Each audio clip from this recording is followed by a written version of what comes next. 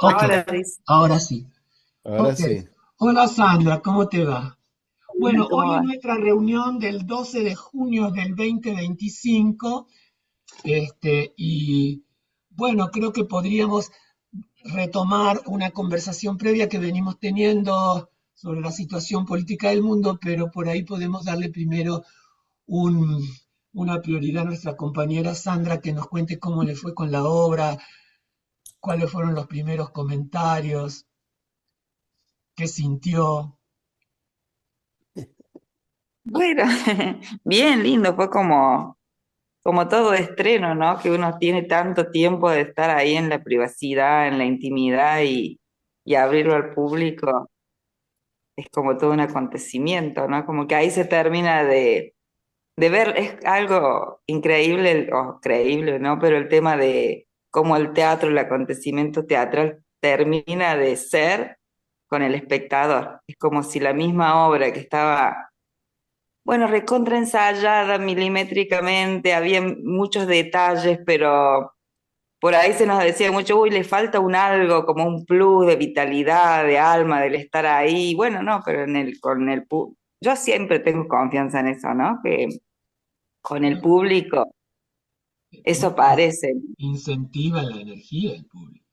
Sí, hay como un plus de energía ahí que a lo mejor ya de tanto ensayar, ensayar, ensayar y retocar, pareciera que en los ensayos, que es cuando uno ya está para estrenar, se empieza como a decaer la energía, como que uno, eso, como que va ganando en precisión y decayendo en energía, pero no, y también todos en el equipo le damos como un aspecto, o bueno, todos muy enganchados con el lado místico de la obra, del búho, de la bruja, empezamos todos a tener sueños, a soñar con las escenas, a tener pesadillas, o sea, en la escena los personajes tienen pesadillas y se empieza a confundir la ficción con la realidad. Y nos empezó a pasar los últimos días de que estábamos todos teniendo pesadillas o durmiendo mal y soñando, ¿no? Claro. Con la, con la función, o no con la función, con cosas parecidas, ¿no? ¿Tuvieron ya crítica periodística? No, periodística no. Cuesta hacer que vaya. Nosotros, no estoy muy segura bien quién fue hasta el momento. No sé si fue algún crítico, Eh, pero en algún momento irán a ir, supongo. Tuvimos malas críticas del público y de los colegas y los compañeros, o sea, la gente conocida que se quedó y Comentó. nos conversó y algunos mensajes. Sí fueron, bueno, fue el analista de una de las actrices y, bueno, el ex analista que está ahí de uno de los directores, o sea, viste, al final tuvimos se hizo una codirección Ya. eh, y nos dieron devoluciones, no las tengo yo, digamos, pero tenía que ver con esto de como que hablaban del lenguaje y de cómo les tocó en el cuerpo, como que uno dijo fue un punch en el cuerpo. Eh, Bueno, está bueno. sí, estuvo bueno. Bueno, me alegro mucho. Este, ¿Ustedes habían leído Mujeres que corren con los lobos? No como equipo, yo creo que sí, yo lo había leído y me parece que los directores también, o sea, creería que sí, una de las actrices estoy segura que sí, porque hicimos una vez otra obra y Ah, habíamos leído, pero no como parte del proceso, no habíamos leído. ya. No, porque ¿Cuál cuando era? yo la Recordame, leí es como que sentí un algo, un dejo nada más. No, nada Ah, que mira. recordame el título de la obra. Nosotros la vimos mujeres, en el año pasado, la comentamos aquí. Ah, sí, se llama Escorpio, la bruja y el bosque. Ah, sí, ahora me acuerdo. Scorpio. Y el Bueno, autor voy a ir quedó la conforme. semana que viene. Ay, dale. Sí. Eh, y el autor, bueno, que eso que hablábamos, que el autor era el director, Maxi Gallo, y se le complicaba, o sea, como que se le complicaba, como que es esta cuestión que él la disfruta, ¿no? De tener que actuar no, de tener que dirigir la propia escritura cuando surge una duda, algo, es bueno, acá lo tenemos al autor, le preguntemos. Y me parece que descomprimió, como que ayudó a avanzar algo que estaba medio, no sé cómo decir, como hermético, ayudó a avanzar el hecho de que él ingresó a actuar, se fue un actor, entonces él Oh, ingresó, sí, él ingresó en un rol que era como medio que lo representaba él, que era el personaje del asistente, que en los ensayos él cumplía ese rol, bueno, en esto de lo para teatral, entonces como que le quedó bien estar en ese rol y llamó a la dirección a Euge Dandoniu, que ya tiene otra forma de dirigir, sería menos técnica, entonces como que se hizo una buena combinación, sería un buen equipo, pudimos avanzar así como llegar al estreno, si no estábamos ahí medio patinando en el hiperperfeccionismo, me parece, de algunas cosas que se aflojaron y se habitaron más las situaciones. qué bueno. Sí. Lo empezamos a disfrutar, me parece, bueno, como todo, cuando uno ya cuando uno ya lo tiene en el cuerpo, no tiene que pensar, empieza a disfrutar. Ya, Ha tenido este proceso mucha cercanía, bueno, yo que he hecho en otras épocas danza, no la danza contemporánea, sino como las danzas más tradicionales, o la música, tenía mucho de esto de cuando también yo he estado eventualmente tocando en bandas y esta cosa de te equivocaste una nota, vamos a hacer todo de nuevo al principio, así que decía, ay no, se me fue mal el dedo y como que uno está muy en lo técnico, en no errarle a la nota, en no errarle al paso, y después de ensayar mucho, mucho, recién empieza como a poder disfrutar ya, o a poder claro, entrar en algo. qué bueno. Bueno, yo creo que lo importante es la técnica, pero sobre todo el momento en que uno olvida la técnica. Claro, Yo llegar el ahí. otro día, yo estaba tocando en el piano ese minuet de Bach y hace como unos meses y le daba y le daba y le daba. Siempre me equivocaba. Y así como vos decís, me equivocaba una nota, empezaba de nuevo. Equivocaba una nota, empezaba de nuevo. Digo, pero ¿por qué boludo no seguís?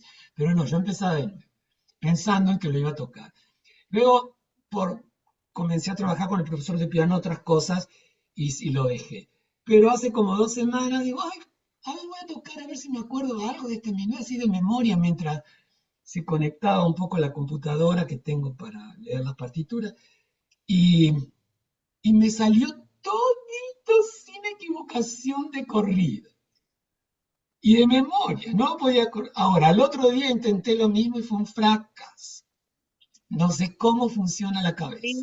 Hay algo de la memoria del cuerpo. A mí me pasa cuando yo era chica en mi escuela, mira, en primaria, tocamos la flauta dulce.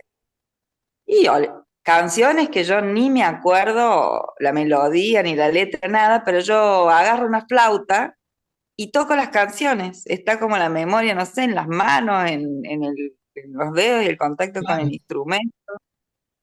Pero son canciones que yo no recordaba, digamos, Bueno, yo le no decía a recordaba. mi profesor de piano que estaba el otro día mirando a la Marta Argerich tocando uno de los conciertos para piano de Prokofiev, que es una cosa titánica tocar eso, con esos saltos de las manos para aquí, para allá, para aquí, de una complejidad, y la mujer esta tira la mano para un lado, tira la mano para el otro, no la pifia con ninguna. Yo estoy tocando algo y cuando ya me tengo que ir para una parte más extrema del teclado, tengo que mirar bien porque no tengo la posibilidad de hacer un salto y agarrar la octava.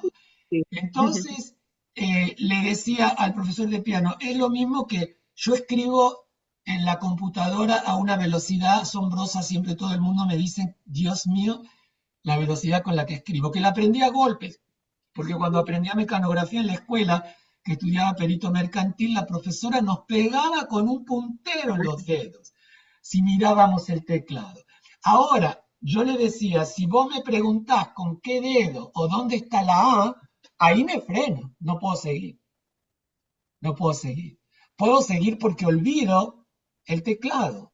O sea, es como que está incorporado, ta, ta, ta, ta, ta, ta, ta.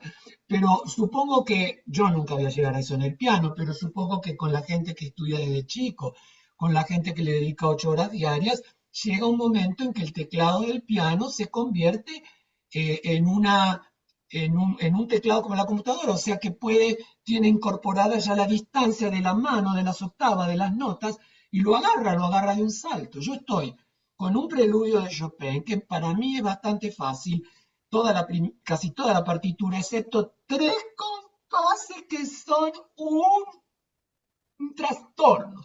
Y ahora sí, me dice Danilo, dedícate solo a esos tres compases. Dale, dale, dale, dale, dale, dale. Y en eso estoy. Y ya más o menos va enganchando. Lo que pasa es que yo no puedo dedicarle más que una hora, porque se me pone todo el cuello. Con la computadora, fíjate, no puedo estar 3 horas escribiendo y no me pasa nada. Pero con el piano es una tensión tremenda de la espalda y ya después de una hora tengo que dejar. Pero si tuviera la posibilidad de dedicarle 5 horas al piano, yo se lo puedo sacar en una semana. Pero bueno, no va a pasar nunca. Por otra parte, no es mi interés, pero bueno. Así que la técnica, yo pienso que la técnica es efectiva, como vos decís, cuando uno la puede olvidar y a partir de ahí uno puede expresar lo que siente, lo que piensa, lo que le pasa.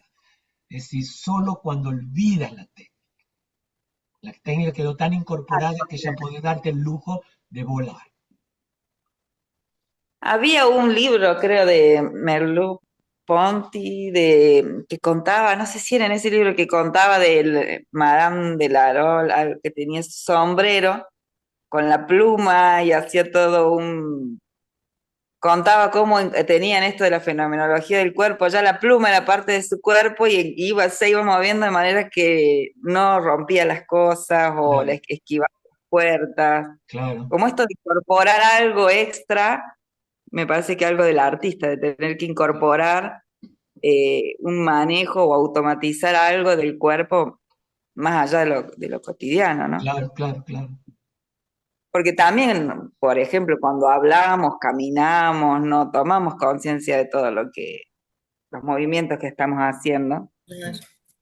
Por eso yo siempre digo, si uno tuviera que pensar en todo lo que debe haber ocurrido cuando uno, ya desde muy chiquito, podía, qué sé yo, agarrar una cuchara o aprender a apagar la luz, si uno tuviera que volver a pensar en todo el movimiento articulatorio, muscular, etcétera, pero hoy uno entra al baño, hace así sin mirar y prende la luz, porque tiene todo Claro, eso incorporado. Si tuvieras que reconstruir cómo aprendiste a eso, porque antes cuando eras chiquito no podías agarrar la cuchara, no tenías dominio de la mano o no tenías dominio de llegar exactamente al enchufe de la luz.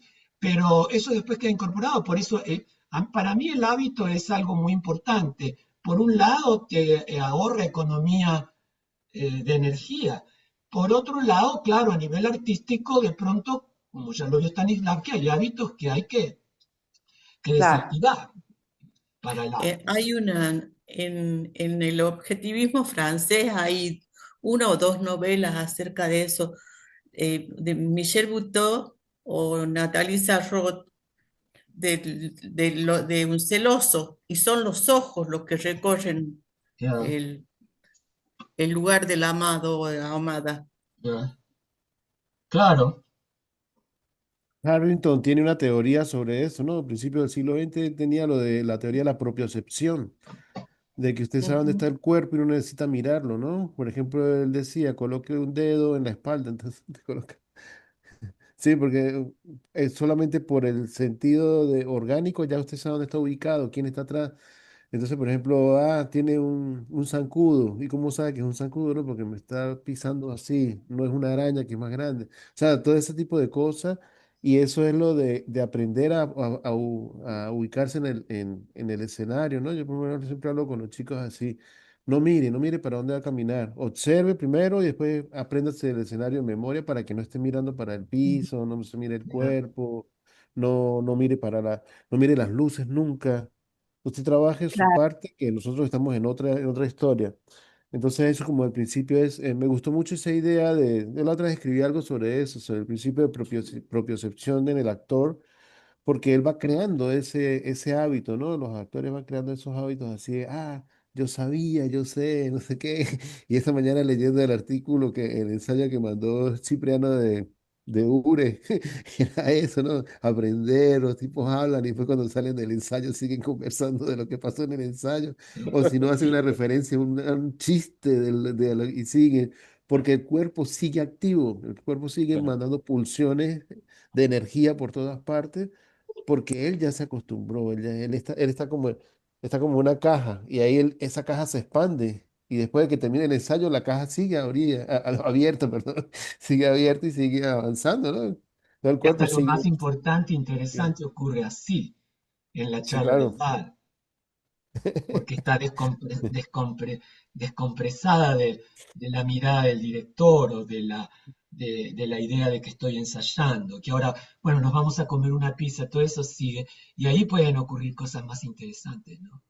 Sí, y Sandra dice una cosa muy linda, que ella dice, bueno, cuando yo tocaba la flauta, no sé si eran los dedos, no sé si era, sí, porque uno aprende para desaprender, ¿no? Yo por lo menos tuve un maestro hace unos años que cuando estaba yo bien pequeño, ¿no? Nos decía así en el grupo de teatro, apréndase la letra, apréndase todo el texto y cuando lleguen a la escena, olvídenlo. Actúen como si no estuvieran haciendo teatro, pero con el texto que se aprendieron. Yo, ¿cómo precisa aprender? Era, claro, era jugar y con el texto. Claro. ¿Eh? Sí, yo lo revivo también cuando reponemos obras, ponele con el grupo este del Paco, la obra cada 4 o 5 meses volvemos. Y quieren Ajá. ensayar 3, 4 veces, digo yo, ¿para qué? Si la obra, yo por lo menos tengo la confianza de que si me pongo a leerla no me acuerdo nada del texto. O se ponen a comer y a decir, de acá voy a entrar, va a salir, yo digo, no, ni idea. Pero cuando uno va y lo hace, te acordás de todo, yo me acordaba de todo, me acordaba la letra, los movimientos, pero sí, cuando uno la quiere pensar y hablar, no, ya Claro, no, Mm. no la recuerda más. es Ella queda Y terrible. siempre interiorizada, ¿no? La obra queda aquí, pasa por el cuerpo y se queda ahí el cuerpo queda, girando. me acuerdo de una anécdota, viví casado ya y había vivido en Estados Unidos y cuando volví a Córdoba, hasta que conseguí dónde ir a vivir, me quedé unos días en la casa de mi mamá, que era donde yo había crecido de chica. Y entré a bañarme y mientras me estaba bañando me di cuenta que no tenía un dispositivo donde poner bien, el jabón se resbalaba. Y como en un momento, sin tomar conciencia, acomodé el jabón o sea, haciendo equilibrio ahí entre la canilla. Y ahí me acordé, así hacía siempre yo, pero me acordé haciéndolo. O sea, primero lo hice y luego me acordé que ese era el modo de resolver el tema del jabón. Bueno, Sí, es hay que una. por eso Lacan dice, el inconsciente es el cuerpo. Y el cuerpo y el inconsciente son memoria. O sea, la conciencia es la que nos traba todo eso. Tú no te acuerdas del texto, no te acuerdas de nada, pero te pones a hacerlo y el cuerpo va solito. Porque el cuerpo es memoria y es inconsciente. O sea, tú no tienes que pensar. O sea, piensa el inconsciente por ti. Claro. Estuve la otra vez en el Café Tortoni, Ah, y no. el hermoso Café Tortoni, y yo había leído un artículo que había salido en Página 12 de cómo una gente que estudiaba justamente los comportamientos y el recuerdo de los comportamientos habían tomado el Café Tortoni, eran de la Universidad de Pittsburgh, eh, para, para pensar las formas de aprendizaje de los mozos. Y llegaban a la conclusión que los mozos más viejos tenían una mnemotecnia distinta a los jóvenes, vinculada a los recorridos y cómo servían el café y qué servían y cómo lo servían, ¿no? Y el tema era que, la conclusión era que mientras tuvieran una partitura muy organizada, de saber qué, hacia dónde, cómo, funcionaban los pedidos de manera increíble. Los tipos podían acordarse de pedidos imposibles. Entonces, me interesó muchísimo, me parecía que era muy parecido a la actuación, digamos, que es como que de alguna manera uno traza recorridos en el espacio, formas en el espacio y después no se sabe cómo, pero uno recuerda lo que tiene que hacer y decir, digamos, es como natural. Y entonces, estando en el Café Tortoni, me atrevo a preguntarle a un mozo si esto que yo había leído era cierto. porque me parecía como de estos chistes que siempre decimos en una universidad norteamericana, ¿no? Pero sí, parece que sí, que era cierto. Y el mozo me dice, yo participé del experimento y dice, y era muy gracioso, dice, se cambiaban los pullovers para hacernos distraer, dice, pero era tan fácil, decía él. Mm. Darse cuenta que se habían cambiado de lugar o que eso, era fácil, dice, yo me daba cuenta rápidamente que habían cambiado las cosas, ¿no? Eh, Nada, es muy lindo pensar eso, cómo también el recorrido del espacio, el cuerpo, la rutina, trae a la memoria la acción y la partitura, ¿no? Que, bueno, nada, sí Por me eso, pareció como José, no esclarecedor. tienes que sentirte culpable cuando dice caminen por el espacio. Claro, porque fue aprendido Llegamos en a la Trasunario. conclusión de que hay que empezar por ahí. Hay que Este, empezar por ahí, no queda claro, otra. cuando ustedes miran una película americana, por ejemplo, van a ver que viene la mesera a una mesa de esos bares de tipo McDonald's o que fuere, y viene con una ¿Tipo qué? libretita y un lápiz, y la gente pide siempre la misma asquerosidad, una hamburguesa con fritas y qué sé yo, y la tipa anota todo. Ahora, David Foster, que era con el que yo trabajé en Arizona, y él amaba a la Argentina y se la pasaba yendo, él siempre estaba asombrado porque en Argentina decía, vos le podés pedir al mozo 30 platillos si hay Claro, un banquete, el tipo va de persona en persona, no anota nada y no olvida nada. claro, tal cual. Ajá. Impresionante, impresionante. Así fue como empezó ese estudio que para mí lo publicó Página 12 y yo me quedé fascinado porque dije, acá esto es puramente teatral, digamos, ¿no? Eh, Sí, en Venezuela también pasa mucho eso, Gustavo, y en Colombia, de los mesoneros que no te anotan nada. Y uno, Yeah. ajá, ¿y usted cómo usted me trae las cosas? Una vez el tipo me trajo toda la comida y yo cuando él se fue a retirar le dije, ¿será que me trae una cuchara? Y me dijo, ¿será que usted ve que yo tengo muchas cosas en las manos? Ay, perdón. Sí, yo pensé que se le había olvidado. Era que el tipo me respondió así, ya, disculpe. Entonces era precisamente porque el oficio produce eso, ¿no? La claro, forma de ubicación en el espacio, ¿no? Te Sí. crea todo un sistema de tú dices, "Ah, ahora viene por aquí, pasa por este lado. Y así como funciona la marcación dentro del escenario, ¿no? Cuando tú Yo marcas cuando un abrieron la espectáculo. confitería Las Violetas, iba con Tita y con otra gente, fuimos una noche a comer algo, a tomar algo. Y bueno, pedimos una tabla de quesos, fiambres y todo eso. Entonces, este, cuando terminamos quedaron unas pocas cositas que Tita siempre se llevaba para darle a la perra.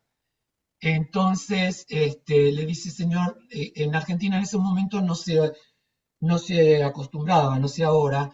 Cuando fui en los últimos viajes sí ya estaba acostumbrado a decir lo que llaman acá en inglés take home, o sea, lo que queda de lo que no comes, te lo ponen en una cajita y te lo llevas a tu casa. Pero en ese momento, con una prepotencia muy porteña del mozo, el tipo puso cara de moco y trajo una cajita y puso Tita todo para llevarle a la Poppy. Como a los 2 meses regresamos, yo regresé con otra gente a las Violetas, también pedimos no sé qué cosa, qué sé yo, una tabla de queso también. Y al final quedó nada más que un pedacito de salame en la, en la tabla. Y viene el mozo y con una prepotencia que acá le hubiera costado el puesto, me dice, ¿y esto se lo va a llevar? Y digo, qué hijo de puta, ¿no? ¡Qué hijo de puta! Y otro mozo, en una parrilla que estaba cerca de mi casa en San Martín, Tita iba siempre con sus amigas ahí, y Yo me acuerdo de esa parrilla. se llevaba los pedacitos de carne, grasita, que se va para la popi. Entonces me acuerdo que después de primera vez que ella se los pide, cuando vuelve, el mozo le dice, ¿qué tal salió el caldo? ¿Cómo? ¿Qué tal salió el caldo? ¿No se llevó todos los huesos el otro día? La tita no podía creer. Entonces, pero bueno, ahí ves, el tipo tiene una memoria increíble, increíble. Los mozos no se pierden ni una, no se les escapa, Mm. no se les escapa. Y después hábitos que cambiaron, porque cuando fui por primera vez a Buenos Aires con Doni, que no había en ese momento tantos negros por la calle, vistas en general, cuando fuimos a un bar a tomar un día de mucho calor, pedimos una Coca-Cola y cuando el mozo la trae, la tira así sobre la mesa, el vaso, y Donnie vive eso como que lo hace porque él es negro y que es un gesto discriminatorio. Y yo lo miré a Donnie y le hice con la mano que no reaccionara, porque eso era habitual en los mozos, te atendían como si te estuvieran haciendo un favor. Eso te digo hace muchos años, te estoy hablando como hace 25 años. Pero luego eso cambió porque el turismo cambió todo eso. Hoy un mozo de Buenos Aires no te haría eso. Entonces, pero en ese momento era como que te hacían un favor, ¿no? Que lo estabas molestando, pidiéndole un café, un cortado, lo que sea. Así que, pero bueno, ahí tenemos todo el tema de memoria, hábito. Mm. Lo de las acciones físicas también de Stanislavski, en parte es eso, o sea, eh, no fijar el texto ni por la memoria emotiva ni por la memoria verbal, sino, yo eso sí lo usaba en mis prácticas, si el actor, por eso yo le decía, les conté a esta chica colombiana que no hablaba español y que quería que le dijera dónde debía decir las líneas. Yo le decía, dilas donde tú quieras. A ver, yo quiero saber cuál es el impulso corporal del actor. ¿A dónde lo lleva las líneas con el texto en la mano? ¿No es cierto? ¿Y hacia dónde va? Luego eso se puede cambiar, pero en principio ahí hay un impulso. Si ese impulso está bien, se acomoda a lo que uno espera del personaje, del texto, lo que fuere, entonces ya está. O sea, ella ya sabe que cuando tenga el cuerpo que se le va para allá a agarrar un vaso, ya tiene la línea, ya sabe la línea, no tiene que memorizar la línea para recordar el gesto. El gesto recuerda, la acción física recuerda la línea. Y si no la recuerda, la reemplaza por otra frase equivalente. Y a mí eso me pareció siempre muy importante, ¿no? Muy importante. Pero por eso te digo, yo decía siempre, les hablaba a los chicos de que a mí me interesaban con estos impulsos corporales, yo los llamaba vectores. A ver, ¿hacia dónde quieres ir? A ver, ¿hacia dónde lleva a decir esto? Ay, yo me correría hasta allá y me arrodillaría y ahí diría, bueno, a ver, hazlo, a ver qué pasa. Y sí, más o menos era ok, ok. Entonces, luego después ya cuando se ensambla todo, por ahí hay que hacer modificaciones, pero en principio hay vectores. Yo me iba marcando, después lo hacía ya mentalmente, pero al principio yo me hacía un mapa del escenario con estos vectores, ¿no? Como flechitas, flechitas, flechitas. Y estos vectores eran de mucha ayuda, ¿no? Y esos vectores después me ayudaron también porque los conecté, como creo que les comenté una vez, pero creo que nunca les presenté el grafiquito para, No. para traumatizar a José con mi grafiquito. El grafiquito de mi versión del sistema actancial de Grema. De Porque, Greimas. De claro, Graeber, porque es de una. Yo lo redupliqué, lo modifiqué desde la dialéctica del amo y del esclavo de Hegel. Y eso es de una utilidad que yo ya puedo garantizarlo porque lo he hecho en un montón de mis clases, sobre todo en las clases de dramaturgia, no en las clases de teatro, donde había que los niños tenían que despegarse del texto y armar, entender los conflictos. Entonces, que a veces estaban separados en el texto, que estaban en distintos momentos. Entonces, bueno, eso fue importantísimo porque si no puedes llenar un casillero, es que estás interpretando mal. Las interpretaciones pueden ser completamente distintas sobre un mismo esquema actancial. Depende de quién interpreta, pero lo importante es que la interpretación asegure su coherencia. Y entonces, ya en la próxima les voy a preparar el grafiquito y les voy a decir cómo funciona. Y Sí, después me ustedes pueden. interesa mucho porque me parece que, bueno, por lo menos para mí, el modelo actancial de Greimas fue como muy formativo y como muy importante para poder pensarlo, pero también muy crítico porque piensa solo un modelo de conflicto. Ya, Entonces, claro, por eso yo lo dupliqué, por eso me interesa muchísimo, claro. porque Sí, en mi caso hay dos sujetos claro, que están en lucha por un mismo objeto. Cada claro. uno tiene sus ayudantes y sus oponentes. Cada uno trabaja desde sus destinatarios y destinadores, que no son los mismos, que a su vez luchan entre sí. Entonces ya vas a ver la complejidad y, Mm, eh, y cuando si tú planteas, lees el texto y te parece que el objeto que está en disputa en el conflicto es tal cosa, pero luego no logra llenar los otros casilleros, es porque la estás pifiando. La estás pifiando. Está fallando algo ahí en tu lectura. Ahora, Cipriano puede poner un objeto en un mismo texto, por ejemplo. Cipriano mm. pone algo como un objeto, la Chela pone otra cosa como objeto, y cada uno de ellos arma su esquema actancial con toda una coherencia increíble. O sea, por eso digo, un texto puede dar lugar a distintos sistemas actanciales o distintas interpretaciones coherentes. Entonces no es que te va a dar. El problema del esquema de Grema es que es un esquema elaborado para la comunicación, ¿no? Un Ujú. esquema gramatical, sujeto, Sí, verbo, objeto directo y objeto indirecto. Eso es lo que se es Mm, conductista. Claro, y es nada más que para la comunicación, como para enviar un mensaje. Pero eso a Ujú. nosotros no nos sirve para un carajo. Entonces, la idea era llevar el esquema a un nivel de poderes en pugna, que es lo que ocurre en todo conflicto, porque si no hay conflicto no hay obra de teatro. Entonces, la idea, luego la posibilidad de detectar los conflictos secundarios, porque entre los oponentes y los ayudantes, él dice adyuvantes, yo digo ayudantes porque era más claro para mis estudiantes, y los ayudantes, esos conflictos que pueden estar entre los criados, entre distintos niveles de los personajes, también son muy importantes de detectar, porque están en juego en el conflicto principal. Y por eso las flechitas marcan cómo intervienen.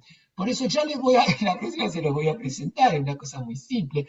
Y si lo quieren practicar, lo pueden practicar y o lo podemos practicar, podemos buscar una horita que no sea muy larga y luego vemos cómo ustedes se las arreglan. Pero a mm, mí me ha resultado de una enorme utilidad. Por eso, después, como les digo, ligaba todos estos vectores de fuerzas, de movimiento en la escena con hasta qué punto podían llegar a reproducir invisiblemente los vectores del sistema actancial.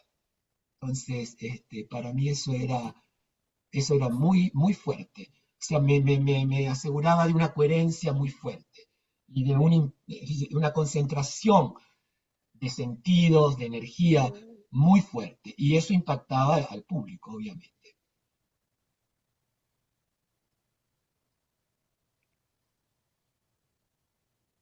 Así que hoy nos enseña, ¿no es cierto?, el sistema actancial en la universidad, nada de eso. No, yo no sé.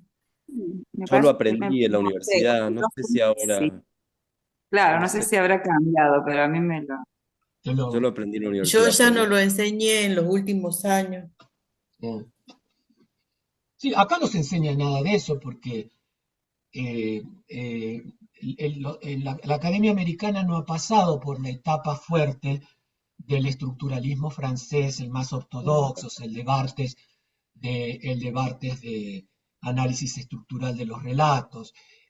La otra cosa que es muy importante usar es, ¿quién era el que lo planteaba? Creo que Genet, en ese libro, Mm, Análisis Estructural de los Relatos, que es un clásico hoy, para mucha gente Sí. completamente superado, no para mí, estaba, no sé si era Todorov o Genet, el que habla de los posibles narrativos. O sea, toda narración actualiza una, una, ¿cómo puede ser? Una red, ¿no es cierto? Yo ponía un Mm, ejemplo que glosando un ejemplo que da Barthes en su propio ensayo, cuando dice, él toma el ejemplo de, de James Bond, ¿no? Pero yo decía a los chicos, suena el teléfono, un hecho, suena un teléfono. ¿Cuáles son los posibles narrativos? ¿A ustedes qué les parece? Suena el teléfono. ¿Cuáles son los posibles narrativos? Se atiende, no se ¿Se atiende. atiende o no se atiende? Más y menos. Empezamos ya con la computación. Más y menos. Entonces, tenés dos posibles narrativos. James Bond atiende. ¿Qué pasa? ¿Qué posibles narrativos puede haber ahí? Él da el ejemplo de James Bond, yo lo hacía un poco bien estereotípico. Lo amenazan o lo invitan. Y puede ser una mina o puede ser que lo amenaza. Entonces, es una mina que lo llama. ¿Cuáles son los posibles narrativos si es una mina?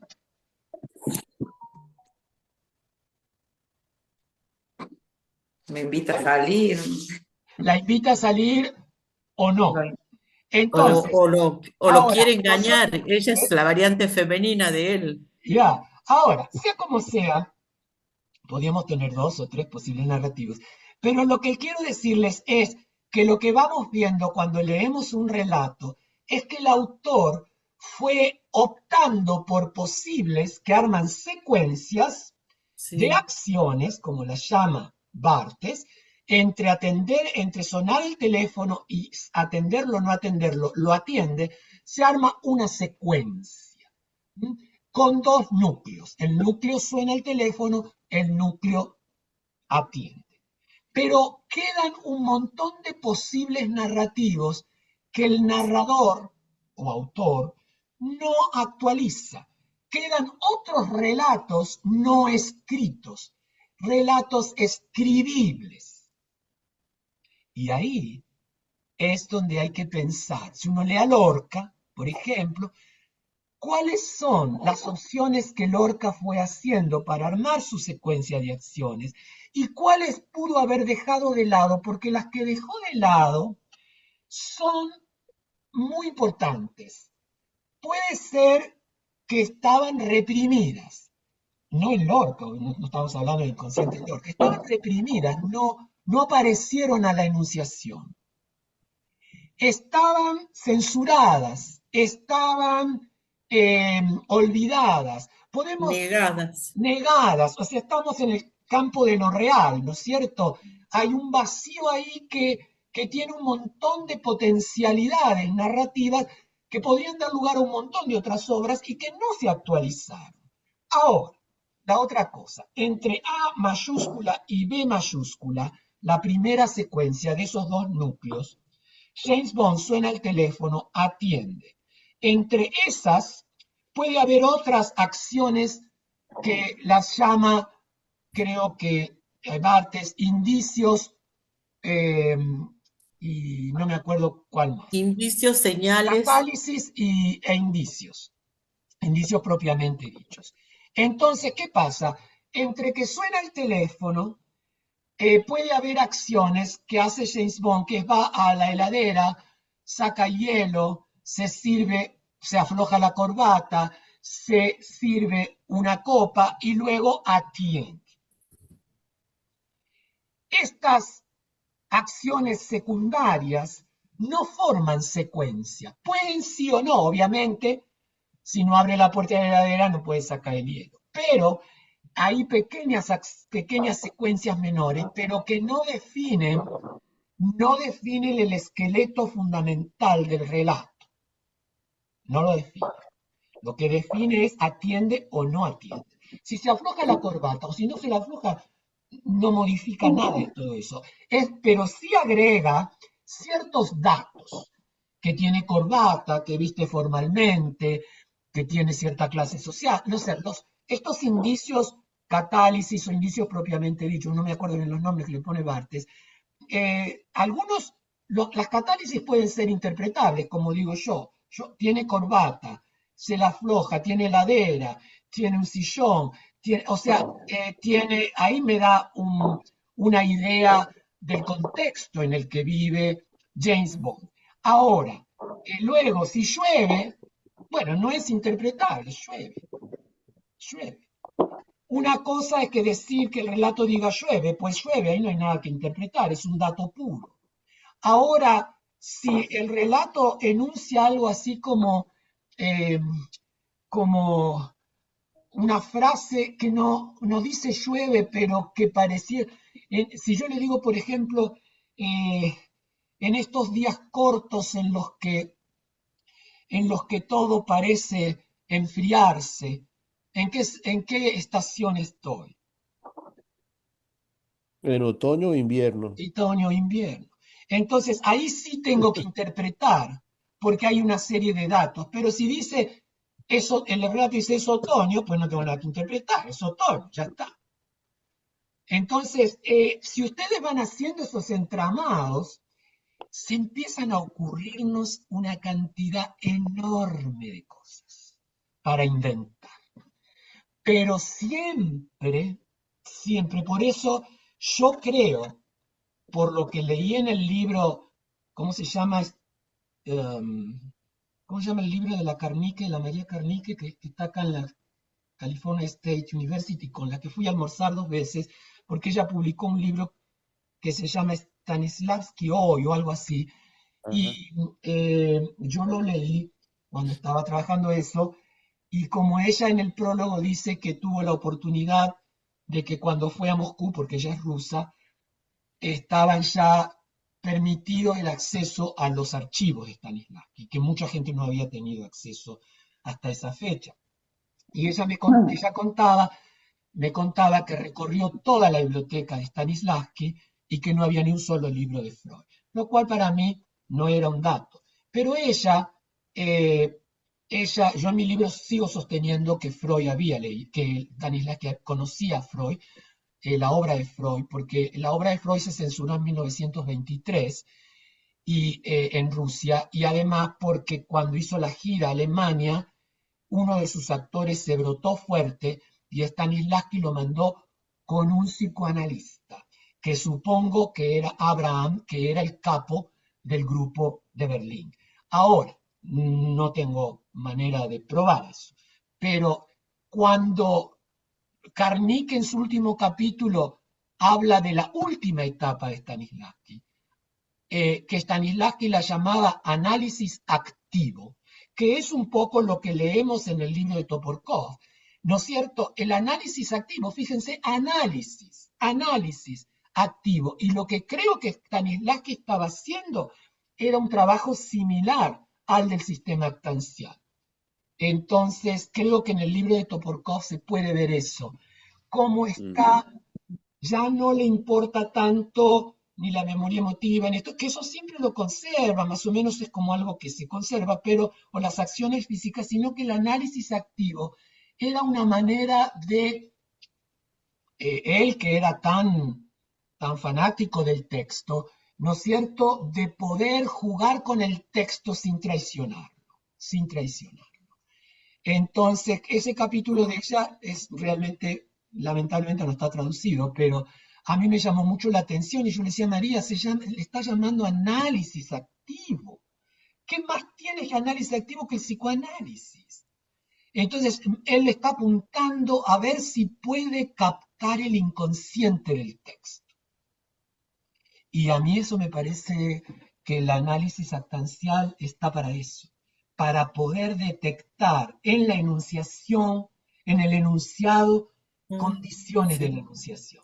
porque hay indicios, Ya. hay señales, Pero no la hay... interpretación a la manera de interpreto esta frase con aquella otra, con No, no, aquella no. otra, y armo esa cosa que llamaba Freud la interpretación, pero Freud después se quedó muy preocupado porque la interpretación empezó a ser media alevosa, media gratuita, y luego escribe ese ensayo ya en 1937, ya cuando está en Londres, el de construcciones en psicoanálisis, porque lo que quiere hacer Stanislavski es el montaje como una construcción. No es decir cualquier cosa, no es decirle al paciente lo que le pasa a usted es que a nivel de la estructura, el Edipo, bla, bla, no. El analista tiene que esperar a lo mejor años para poder hacer una construcción sobre la estructura clínica discursiva de un sujeto. Ahora, esa construcción es una construcción que hace el analista a partir de un trabajo muy minucioso de una enorme cantidad de enunciados. Entonces, y puede o no comunicárselo al paciente, no tiene por qué. Entonces, lean esas 3-4 páginas de construcciones en psicoanálisis, porque son realmente iluminativas, ¿no? Entonces, para mí un montaje es una construcción. De una misma obra puede haber distintas construcciones. Si tomamos una obra, qué sé yo, de Lorca, ¿no es cierto? De pronto la dirige José, la dirige Cipriano, la dirige Sandra, la Chela, y vamos a tener la misma obra, pero seguramente distintas construcciones. Habrá alguna construcción más compacta, porque hizo un trabajo más minucioso de los enunciados, vio las coherencias, las acciones secundarias, la interrelación de las secuencias, etcétera, de todos estos vectores, y otras que está más lábil. Entonces ahí uno puede dar un salto a la invención, porque ¿se acuerdan que hablamos que mi amiga Ana enseguida me escribió cuando salió del teatro porque fue a ver ella la idea de ver la versión más ortodoxa de la casa de Bernarda Alba, dirigida por una mujer en Madrid, y resulta que se encuentra con una Bernarda cariñosa, que abraza y besa a sus hijas, que las cuida, y ella salió como espantada. Y yo dije, qué maravilla, ¿no? Yo quiero, ojalá hubiera tenido bien mis piernas, porque si, como le digo una vez, le dije a Ana, si yo tuviera bien mis piernas, ya mismo me voy a Madrid a ver la apuesta. Porque es que la madre puede ser hija de puta aún siendo muy tierna, o peor, más hija de puta siendo muy tierna. Los estragos maternos, sobre todo con las mujeres hijas, como lo vimos en un seminario que dio Gabriel hace 2 años, los estragos maternos, y que Lacan desarrolla en uno de sus artículos. Entonces, es muy importante. Entonces, claro, cuando uno lo empieza a pensar, en este mundo hoy no reconocemos tan arquetípicamente a una Bernarda falicizada, dictatorial, porque tenemos un montón de gente aparentemente muy linda, muy llevadera, pero que no deja de ser una dictadora o un dictador. Entonces, yo pienso que ahí es donde hay un trabajo de texto que el director puede aprovechar a partir de estos modelos. La gente se ha desentendido de los modelos estructuralistas. ¡Oh, ya ha pasado de moda! El estructuralismo fue una moda. El estructuralismo sigue siendo fundamental. A Lacan lo acusaron de estructuralista, Lacan dijo yo no soy estructuralista, claro que no lo era, pero no lo era por una sola razón, porque no compartía la noción de signo de Saussure, que es la noción que sostiene el estructuralismo clásico, la relación bifacética del significante y el significado. Cuando Lacan arma la idea de la prioridad o privilegio del significante sobre el significado, ahí se separa del estructuralismo, pero él no deja de trabajar estructuras, de hecho habla de estructuras clínicas, perversión, neurosis, neurosis, perversión, neuropsicosis, y ayer justamente en la clase de Marta Jerez hubo toda una polémica porque ella puso una cita en PowerPoint de Lacan, en el que Lacan termina diciendo algo muy importante que nosotros hablamos ya aquí, que era la transferencia, que era una pregunta que hacía Cipriano la vez pasada. ¿Cuándo comienza la transferencia? La transferencia tiene que empezar, y Lacan lo plantea ahí, no hay análisis, no empieza el análisis, creo que está en el seminario 17, la cita, después si quieren se las paso, en la que él termina diciendo hasta que no se produzca la histerización del discurso. Y ayer en el seminario de Marta comenzaron a decir una cantidad enorme de cosas sobre la histeria, porque algunos analistas decían, ¿qué significa esto de la histerización del discurso? Entonces la Marta respondía que era el momento en que el paciente comenzaba a hacerse preguntas. Durante un año, 2 o 3 o 15, un paciente puede estar sin hacer análisis, yendo a sesiones, embadurnado en el barro de sus malestares y sus quejas. Pero en el momento en que, por alguna puntuación del analista, el paciente o analizante comienza a hacerse una pregunta sobre ¿y cómo estoy yo implicado en esto que me pasa? Me quejo de mi papá y mi mamá, pero ¿cómo estoy yo implicado con mi papá? O mi mamá, o mi hermano, o quien fuera. ¿Cómo estoy yo implicado en esto? ¿Cómo está mi deseo y mi goce implicados? Cuando empieza a hacerse esas preguntas, decían ayer los analistas, comienza entonces la posibilidad de empezar un análisis. Entonces, después que hablaron, yo les digo, disculpen, pero yo quiero agregar una interpretación de la frase de Lacan. Y claro, siempre Marta me da prioridad porque sabe que yo puedo salir con un sapito terrible. Entonces le digo, disculpen, pero yo por mi trayectoria en la lingüística, yo lo leo diferentemente. Yo leo que histerizar, porque no es histerizar, lo que ellos decían, a mí me sonaba como histerizar al sujeto. Pero Lacan no dice historizar al sujeto. Lacan dice historizar el discurso.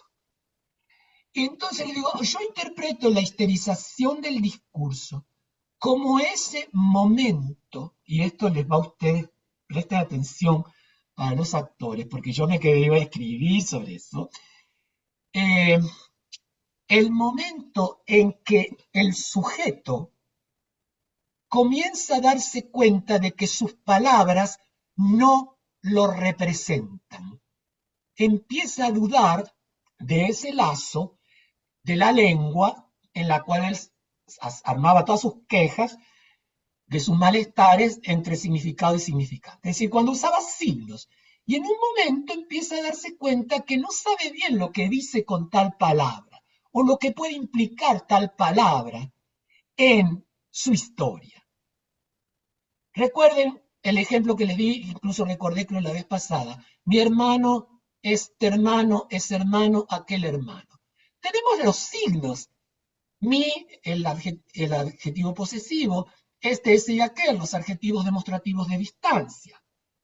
Pero, ¿qué implicación de pronto cuando el analista me puntúa eso? ¿Qué quieres decir tú con este mi, este, ese, aquel? En esta frase, mi hermano es este hermano, aquel es hermano, aquel hermano. Y yo me quedo porque ahí me doy cuenta que mi, este, ese y aquel, elementos gramaticales, ya no me representan, yo ya no sé lo que estoy diciendo. Se desestabiliza el lazo entre el significante y el significado. Por eso hablo de histerización de discurso. Y por eso dije ayer, creo que es iniciándose ahí, en este seminario creo que el 17, cuando habla de la histerización del discurso, que Lacan puede llegar a la langue, porque la langue es la nebulosa de los sentidos, de lo que estoy hablando. Entonces la Marta lo redondea y dice, claro, no sabe lo que dice y no sabe lo que se dice. Muy bien. Entonces, creo que hay que llegar en un ensayo a este momento en que un actor que conoce el texto, que cree que sabe lo que está diciendo, de pronto no sabe mucho lo que está diciendo. Y también ver cómo se implica él como actor, no como sujeto, persona, con sus historias, vaya a ser cuál, pero bueno, no se pueden eliminar de todas maneras, pero cómo está implicado él. Él de pronto dice, eres una puta, eres una puta. Y ese tono podría haber dicho, eres una puta. O sea, Mm, ahí como, o si la agarra, la abraza y le dice, eres una puta. Ok, ¿qué pasa ahí con la palabra puta? No tenemos un significado, eso se lo da el actor, pero otra vez ha dejado invisibilizados los posibles narrativos, o sea, los posibles sentidos de esa frase, dicha en otro tono, dicho con otro espaciamiento, con otras pausas, etcétera. Entonces, y acompañado de otros gestos, obviamente, un movimiento. Entonces, yo creo que la histerización del discurso es un momento en el que realmente, diría hoy, empieza un ensayo. Mm, No en el que se aprende un texto, no en el que se fijan movimientos, mm, desplazamientos, ni nada. Es en el momento en que el actor puede preguntarse, ¿por qué estoy haciendo esto? Y claro, lo va a poner en jaque al director. Ahí agarrate, José, ¿no? Entonces, ¿y por qué usted me permite que haga esto? O lo que te preguntaba a vos, tu estudiante, la vez pasada. ¿Y usted por qué evalúa esto? ¿Desde dónde lo evalúa? ¿Desde dónde evalúa? Entonces, a mí me parece que este es un tema muy interesante, mm, muy, o sea, yo nunca dejo de, así como los torturé a ustedes remontándolos a De Cara con Villar Espinos, uno no puede desentenderse de textos fundacionales. Ese librito de mierda, análisis estructural de los relatos, donde está Barthes, Todorov, Grema, Gerard Genet, etcétera, que después escribieron un montón de otras cosas y hasta se arrepintieron de ese libro. Pero ese libro, leído a contrapelo, es siempre fuente de inspiración, para decirlo así románticamente. Entonces, yo 2 por 3 regreso, así como me sirvió para preguntarme, porque Barthes en ese libro habla de una especie de lector implícito. el lector Entonces, pero no implícito. lo desarrolla. Después tenemos unas teorías de la recepción, Ingarden y qué sé yo, todos los alemanes, que tampoco me conforman mucho, pero cuando lo primero que hace Barthes es distinguir algo que para la crítica literaria anterior nadie se lo había ocurrido. El autor no es el narrador. El autor nació tal año y morirá tal año, pero el narrador es una opción estructural. Es omnisciente, es testigo, es omnipresente, es protagonista, es, o en la luego Observador, clasificación de Gerard Genet, es homodiegético, intradiegético, todas las posibilidades que, extradiegético. que tienen que ver con las posibilidades discursivas. Entonces, ¿cómo se escribe? Entonces, y él distingue ahí entonces, y yo decía, bueno, pero entonces si el autor no es el narrador, entonces del lado de la recepción, ¿cómo hacemos con el lector? Entonces ahí me di cuenta que el lector es mucho más difícil captar a quién está dirigido el texto. Un texto de Borges, en general, a veces uno se puede dar cuenta por cientos de indicios que está imaginando un lector muy erudito, un lector que puede ser un Sherlock Holmes, muy detective, muy ligado a los indicios. Eh, Ahora, en otros narradores es difícil ver cuál es el perfil del lector que organiza la escritura y organiza la narración. Porque estos posibles narrativos están elegidos en función del perfil del lector. Y yo decía, y en el teatro, entonces, el público es una masa informe, heterogénea. Sociológicamente hay una sociología del público, podemos saber que en tal ciudad hay tal tipo de clases, tal tipo de trabajo, y podemos tener una idea de qué tipo de gente puede venir a ver nuestro espectáculo. Pero en general no sabemos nada. y no podemos ni preverlo ni predecirlo, salvo así muy a la ligera. Pero sí podemos tener control de cómo construimos ese espectador. El espectador, digo yo, en mi texto, es una construcción del teatrista. Es uno, no se confunde con el público. No, por eso van a ver que en mis trabajos yo no hablo de los espectadores, yo hablo de el público. Cuando hablo de espectador, hablo lo que luego llamo máscara espectatorial. Máscara espectatorial. Es una máscara que construye el teatrista para dar a ver la escena. Y después me pregunté, ¿y qué posibilidades hay para construir esa máscara? Y me di cuenta que solo hay tres, por lo menos dentro de mi posición psicoanalítica y lacaniana. Una máscara neurótica, una máscara psicótica, una máscara perversa. Y por eso escribí esos tremendos, horribles, complejos artículos que los publiqué en Telaudas de Fondo, pero cuando los incluí en el libro los tuve que corregir porque había cometido en ese momento muchos errores porque todavía no manejaba muy bien y probablemente si lo leo ahora haría otras correcciones.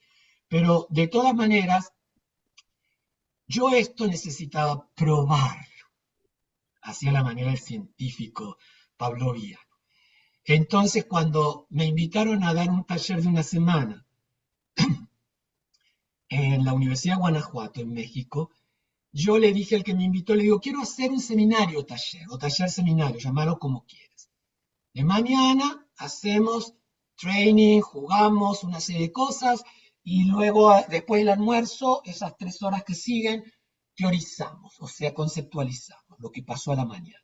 Funcionó maravillosamente. Era un grupo de chicos que estaban estudiando teatro, pero de distintos niveles, recién ingresantes, otros que ya se estaban por graduar, etc. Y lo que hice fue, ya desde el segundo día, bueno, el primer día ya les dije que íbamos a trabajar sobre la obrita, la más cortita que pude encontrar en el mundo del teatro latinoamericano, que es La maestra de Enrique Buenaventura. Dije que la leyeran, que la vayan rumiando. Entonces ya cuando empezó el trabajo de taller a la mañana, hicimos juegos, improvisaciones, no sé qué, marcaciones, esto de lo que les dije de los vectores, saber dónde dirías esto, dónde dirías ya. Bueno, y ahora también empezamos a conceptualizar.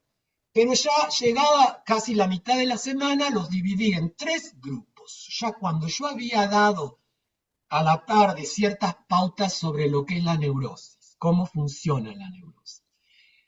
Obviamente no la diversifiqué porque la neurosis puede ser obsesiva, histérica, incluso fóbica.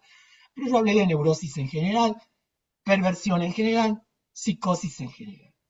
Con esos elementitos yo les dije que ellos tenían que trabajar en el taller, en el seminario y fuera del taller del seminario, porque me iban a tener que presentar el trabajo final, que era cómo sería la apuesta de la maestra de Buenaventura desde una máscara espectatorial neurótica. Porque toda máscara espectatorial, como toda neurosis, tiene un cierto mecanismo de la libido, de lo erótico, de lo estético.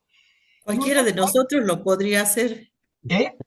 Cualquiera de nosotros lo podría hacer. Y luego, ¿cómo harían ellos la maestra desde una máscara espectatorial perversa y desde una máscara espectatorial psicótica? Porque ahí aparece todo el tema del trabajo con el espacio, del trabajo con la luz, del trabajo con un montón de otros elementos. Y miren, les confieso que yo quedé, no fueron presentaciones así inolvidables, pero fueron para mí suficientemente claro que yo no andaba descaminado.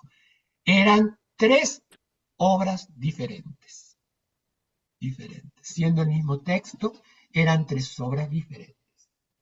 Lo interesante era que los chicos de los otros grupos eran los espectadores del grupo que presentaba. Y ellos también tenían reacciones sobre las cuales conversábamos.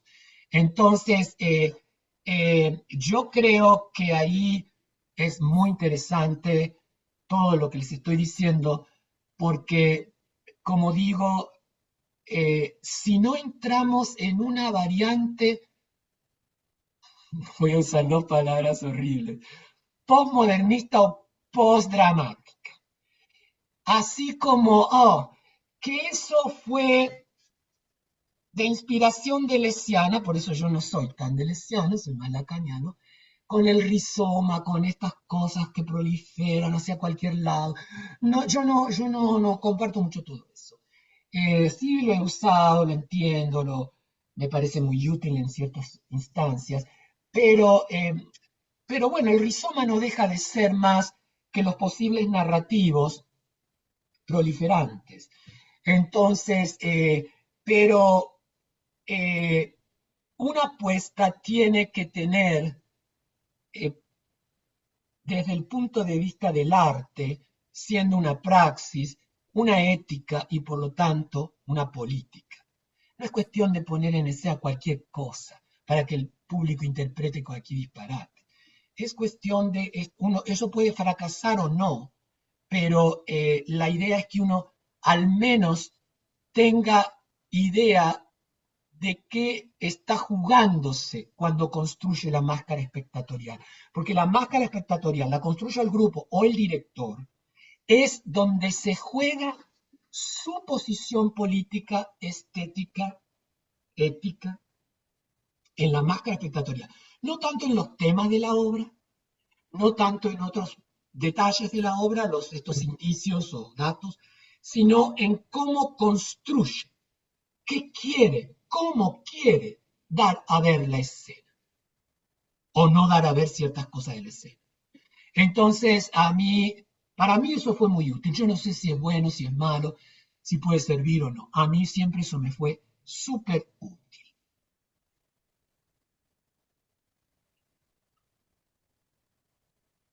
A mí se me viene como preguntas en relación a esto, como importantes. Me parece la pregunta sobre la estructura y la invención, ¿no? O sea, ¿qué hay dentro de esa estructura? ¿Cuáles son las posibilidades de invención dentro de la estructura, ¿no? Em, Me acordaba mientras contabas esto, me acordaba de los ejercicios de Aulipo, ¿no? Del taller de potencial que estaba, de literatura potencial que estaba Calvino, Perec, todos ellos, y busqué un libro justamente a partir del ejemplo de James Bond, pero también pensaba, ¿qué es este libro? Que era El arte de pedirle aumento a su jefe, ¿no? Mm, Eh, y que para escribir el libro él hace una estructura justamente que es esa, ¿no? Que es un Mm, gráfico y que empieza diciendo, ¿decidió pedir el aumento o no se decidió? Es muy parecido al ejemplo que estabas no, dando vos. no, sí, Toca la puerta a la secretaria, ¿está el jefe, no está el jefe? Y todas las opciones en relación a pedir el aumento. Y el libro está escrito, no tiene ni un punto ni una coma, todo escrito de seguido. seguido, ¿no? Eh, y entonces pensaba me acordaba perfectamente de eso, entonces, pero el relato es eh,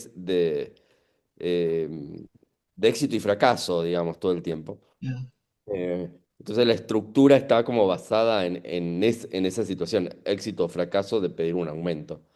Eh, pero pensaba eso, cómo esa estructura, por eso me acordaba de Oulipo, ¿no? Como los oulipianos dicen que mientras más se restringe la estructura, mayor es la invención. Ya. Eh, ¿No? Mayor es la posibilidad de potencia de la invención. Entonces que uno se esfuerza justamente para poder explotar ese núcleo de conflicto. Eh, Ahora mi pregunta es, y creo que también lo trajiste cuando hablaste de Deleuze, si, ¿qué pasa con estructuras narrativas que son mucho más delirantes, ¿no? Ya. Y que todo el teatro, vos pusiste como teatro postdramático, pero podríamos decir que eso, teatro también de la creación colectiva argentina, otros tipos de teatro que también tienen como que abren otras, que a veces la estructura me es hasta difícil decir de qué tratan, que eso, las obras del Paco Jiménez, ¿no? Eh, bueno, nada, No se visibiliza como en los textos clásicos, claro, o sea, lo que está lleno de agujeros. Y ahí lleno. tienes que inventar, porque tú tienes que inventar conectores. Yo en el libro de Freud agregué un apéndice, eh, Joyce, Fro- Joyce, Freud, Lacan, porque como el libro era una respuesta al seminario de la Marta Jerez, se habló de un poema de James Joyce, eh, y es un poema muy cortito, y ellos se deliraron un poco, pero la verdad es que yo quería hacer una lectura, como vos decís, en un texto que no tiene puntuación, en un texto muy fragmentado, muy delirante, cómo yo podía encontrar una hebra, ¿no? Y que me fuera conectando todo eso. Y en realidad yo no me acuerdo bien, a ver si está el libro. Acá está, ¿de quién era la Marta nos mandó a leer un ensayo y yo la verdad que no estoy de acuerdo con ese tipo. Eh, Déjame un minutito y te voy a decir. ¿Dónde está el poemita? Fíjate dónde está el poema. Ay, Dios mío. ¿Qué pasa acá? ¿Por qué no está? Excurso, Freud, Joyce, Lacan.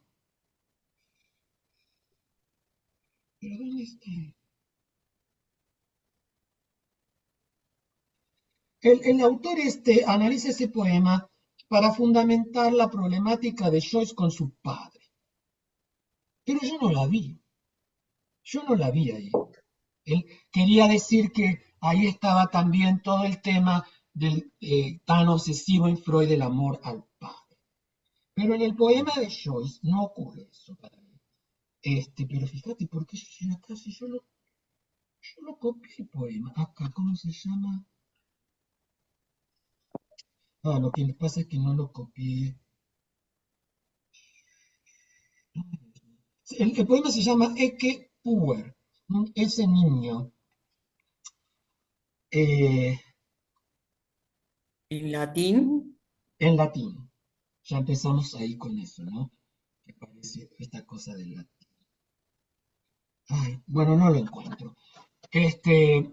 Y entonces yo hago una lectura, porque el poema es muy cortito, no se sabe quién lo enuncia, y el tipo pierde, el autor que publicó ese ensayo sobre ese poema, para fundamentar esto de la relación con el padre, creo que era así, tengo que volver a recordarlo mejor.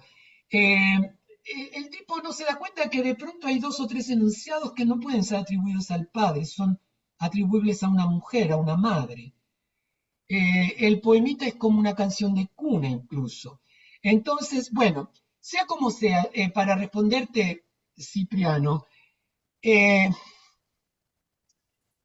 la invención es cuando, y ahí es donde vuelvo a esto de que Lacan dice yo no soy estructuralista, Mm, no solo porque destruye la noción de signo de Saussure, sino la otra cosa que hace Lacan es que niega que la estructura sea una totalidad. mm, Siempre hay un agujero. Él nunca afirma que hay totalidades. Siempre hay un agujero, siempre hay un vacío, siempre hay algo que, y eso ya estaba en la lingüística. La estructura fonética, fonológica, como la va a estudiar Unlam, por ejemplo, muestra que siempre en muchos fonemas que son opositivos, en pares, bilabiales sonoros sordos, da sonoro sordo, ¿verdad? Fricativo sonoro sordo, y de pronto aparece un casillero en el que no, no puedes armar la oposición. Es un casillero que genera una inestabilidad de la estructura. Y ahí es donde podemos entrar en la lingüística diacrónica, explicar por qué cambia una lengua. Porque la lengua está siempre viva y está tratando de ver cómo llena ese vacío, pero resulta que vacía otro casillero. Yo lo experimenté así, a grosso modo, en mis viajes a Buenos Aires. Cuando yo iba al principio, hace como 30 años, después de estar un tiempo en Estados Unidos, ¿no es cierto? En los porteños decían, algunos decían lluvia y otros decían lluvia.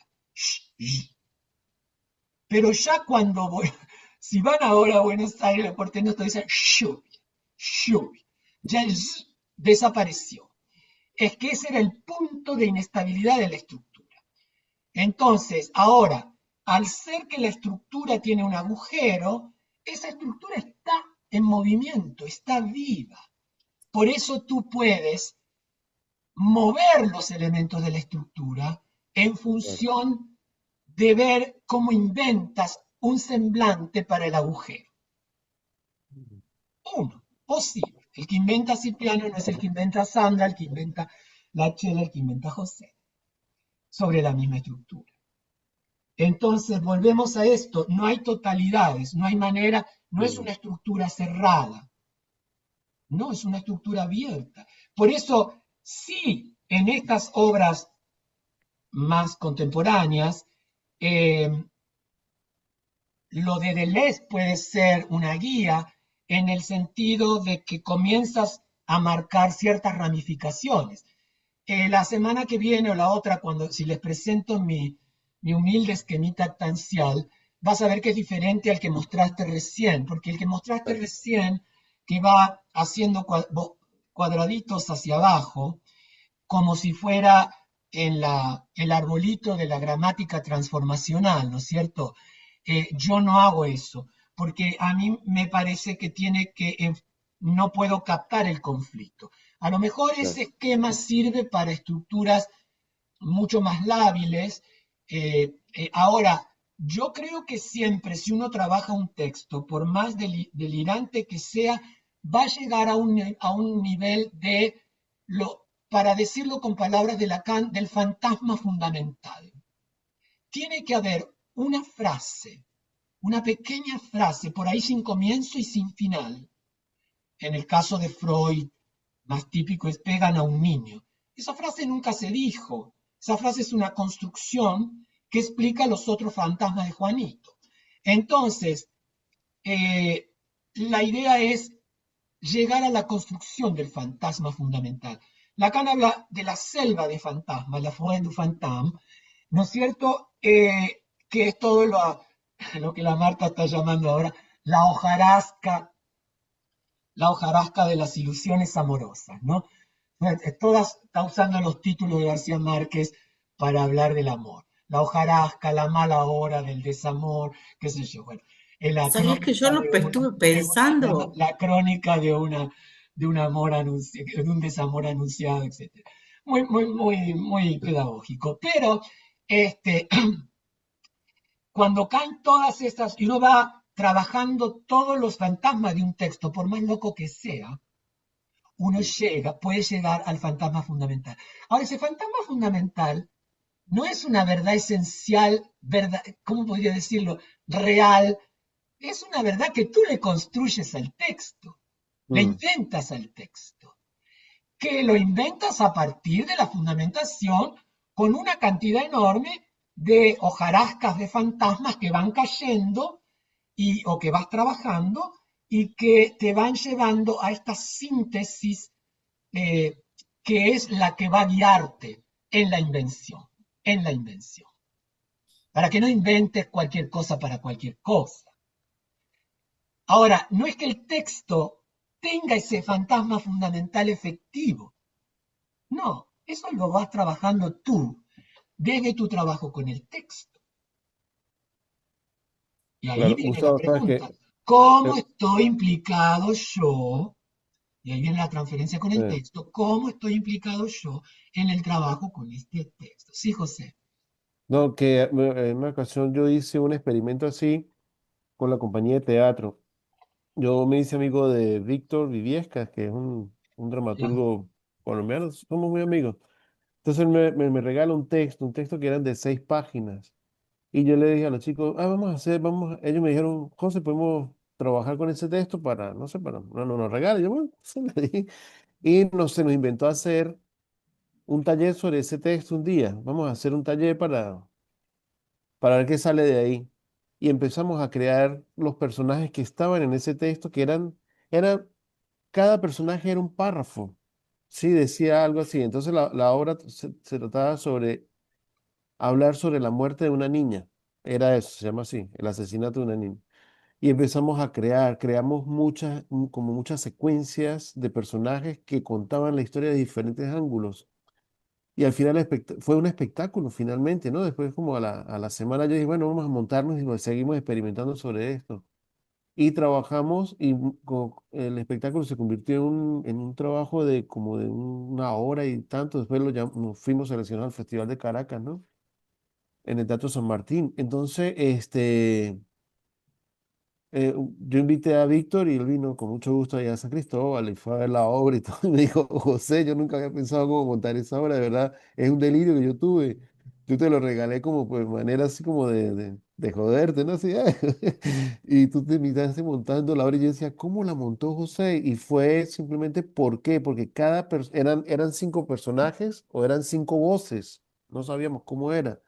Cada actor fue construyendo y no se salieron de ese texto. Era una cuestión corporal, creaban performance sobre eso, creaban, y se creó una narrativa. Al final todos los personajes entraban y sin hablar se relacionaban unos con otros. Entonces yo decía, claro, expandimos el texto en el sentido de que el cuerpo se transformó en ese texto que fue creando sin parar, era un delirio creativo, era un delirio. Incluso llegó un momento en que yo corté muchas escenas porque era una cosa así, decía, por Dios, esto no va a acabar nunca. Y había un momento dentro de la obra que yo paraba la obra y prendía las luces y le decía al público, ustedes no se cansan de ver esta porquería. Yo ya me quiero ir a comer una pizza y ustedes no siguen aquí sentados. Entonces el público decía que podemos salirnos. Claro, váyanse. Y el público, no, pero vamos a ver la última escena porque el muchacho de la cámara todavía falta la escena de cómo fue que mataron a la niña. Y yo dije, ¿cuál niña? Si aquí no se ha hablado de ninguna niña. Entonces apagamos la luz y al final un actor contaba la historia de la niña, cómo fue todo el problema.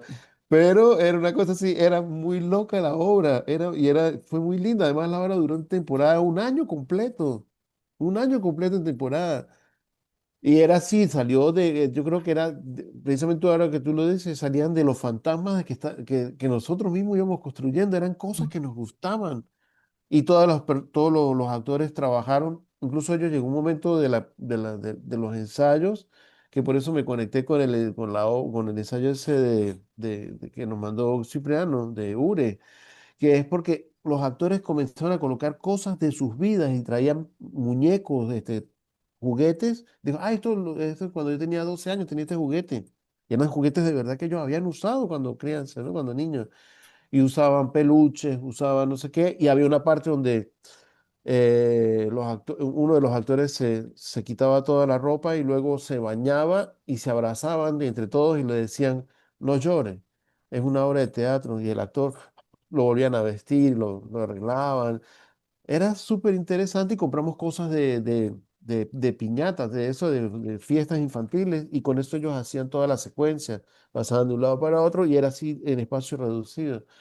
Entonces, Gustavo, ahora voy cayendo en cuenta, ese espectáculo ya fue hace 15 14 años atrás, la última vez se presentó en 2012. Entonces, la cuestión es que se fue expandiendo ese cuerpo, los signos se fueron expandiendo. Otra vez caímos en Greiman, ¿no? Va expandiendo y va creando capas sobre capas de significantes que ellos fueron creando y que yo también fui aumentándome en ese juego y se expandió la obra, ¿no? No sé si a ustedes también les ha pasado alguna vez esa experiencia así, pero es un momento que usted tiene que decir, no sabe en qué momento dice, corta aquí, no sabes, porque incluso la obra yo no sabía cómo pararla.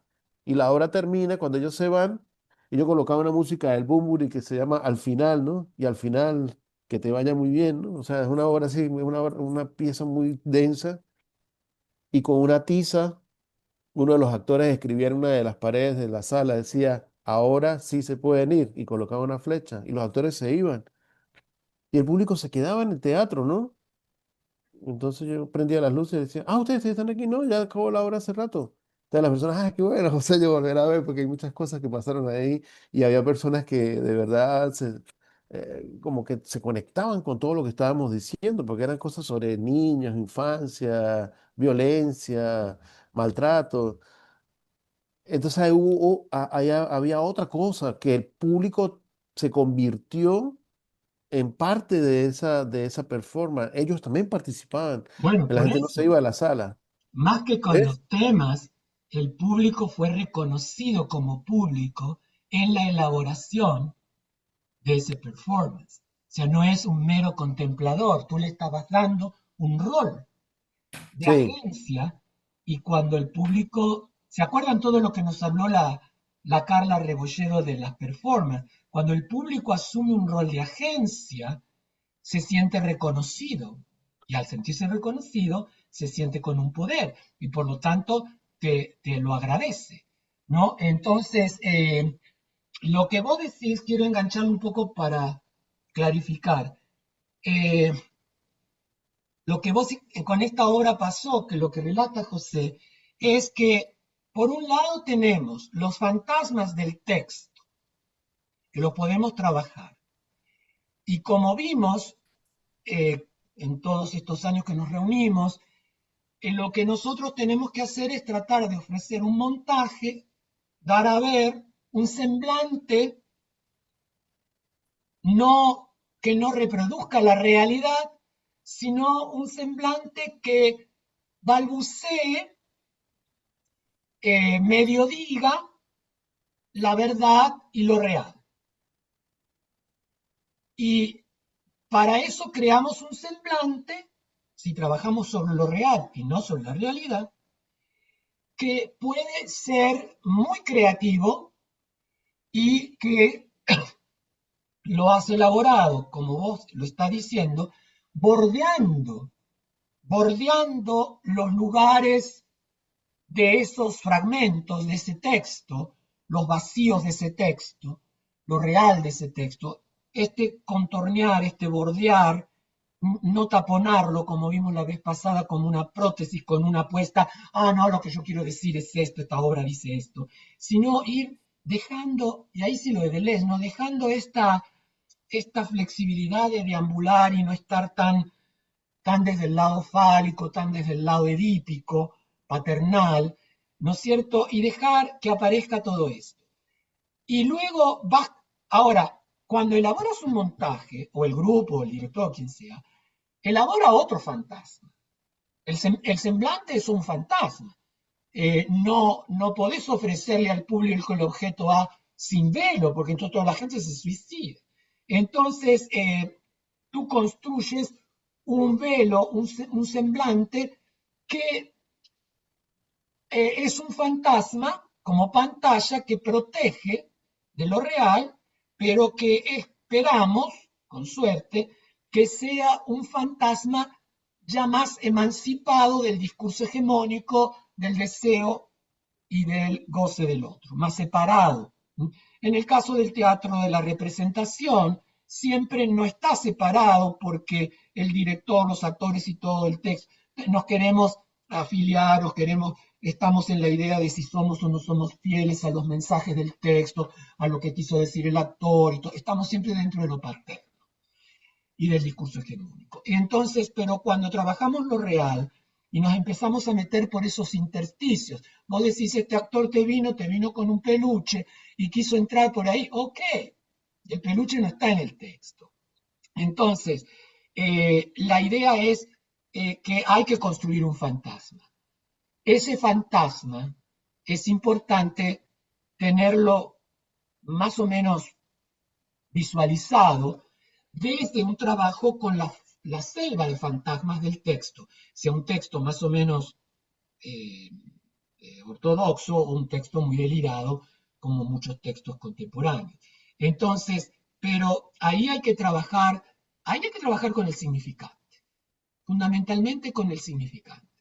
En esos textos ya, como en este de Joyce, Yo me fui al diccionario del inglés y empecé a ver qué otros sentidos tenían las palabras, hice mi propia traducción y entonces empiezo a ver esto y entonces empiezo a ver cosas, empiezo a dudar de cosas, empiezo a dudar de cosas. Y ahí entro en transferencia con el texto, histerizo el discurso. Entonces, a mí me parece y ahí es donde vos tuviste la capacidad, o el grupo tuvo la capacidad de generar estos cortes, que vos apagabas la luz, les decías que se vayan, la gente no se iba, y comienza un diálogo. Esos cortes son como, y eso yo quiero que dediquemos a veces a ver si tienen ganas, porque Ure le da con un caño, y yo en parte también a Brecht, ¿no? Pero tú estabas Mm, haciendo ahí distanciamientos, estabas haciendo, no sé, es un corte del fluido, ¿no? Del sí, sentido, y les daba la posibilidad de que, ok, no se identifiquen, nada de catarsis, vamos a ver qué está pasando acá, es teatro, váyanse a la mierda. Ah, no, no se quieren ir a la mierda, bueno, seguimos. Entonces, eso ya implica ahí tenés, ese dar a ver, es una posición ética y política. La obra no la elabora solo el grupo. Y como dijo Sandra al principio, la mm, obra no se completa hasta que no está el espectador.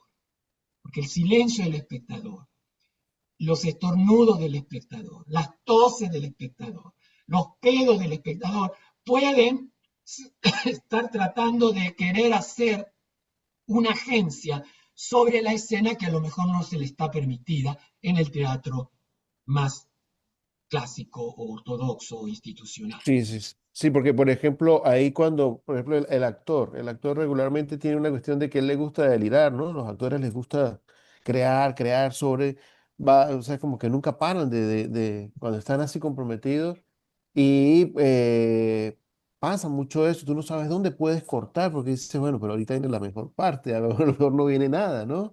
Y cuando aparece el público, crea otra cosa, o sea, aparece, o sea, es la misma estructura, pero aumenta todavía más eso que dice Sandra, el plus, ¿no? Que es, tenemos todo tan fríamente ensayado, tú creaste un sistema de energía que iba por arriba y cuando llegó el público tenías otra cosa, que te puede pasar, aquí vamos otra vez con el sistema actancial, o el actor se sube o se cae porque se asusta con el público, ¿no?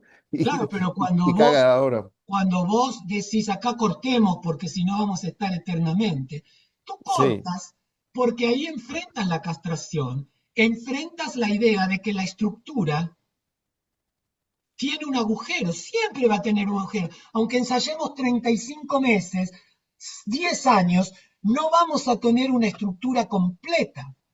El sentido se la pasa fluyendo, el sentido no pasa. La vida no se Ahora, detiene. Uno la tiene que ahora, cortar. ahora es esa selva de fantasmas que vos mencionás. Yo, por supuesto, no leí el texto, pero me pregunto también si no están dentro de la estructura, digamos. Eh, si no hay un límite también en esas selvas, ¿no? No, Como, claro. La selva de fantasmas es eh, manifestaciones diversas en un sujeto, en la historia de un sujeto o en un texto, de el fantasma fundamental, distintos modos en que se registra el fantasma fundamental. o sea que sería una repetición de alguna manera. Sería una repetición de alguna manera. Y ahí es donde cuando el analizante en un proceso largo llega a este momento del fantasma fundamental, si llega, no siempre se llega, a veces lo bordea, pero no se llega. Pero si entre el trabajo entre el analizante y el analista logran armar esa frase, entonces es el momento en que se produce un cambio en la posición subjetiva, completo. Yo creo que les comenté ya una vez, yo le llamo a eso, al fantasma fundamental, la puertita que no debo abrir. Mm. Porque cuando yo exploré un montón de fantasmas de mi selva y todos remitían a cierto fantasma fundamental que era como una puertita que yo, si la abro, ya sé a dónde me lleva.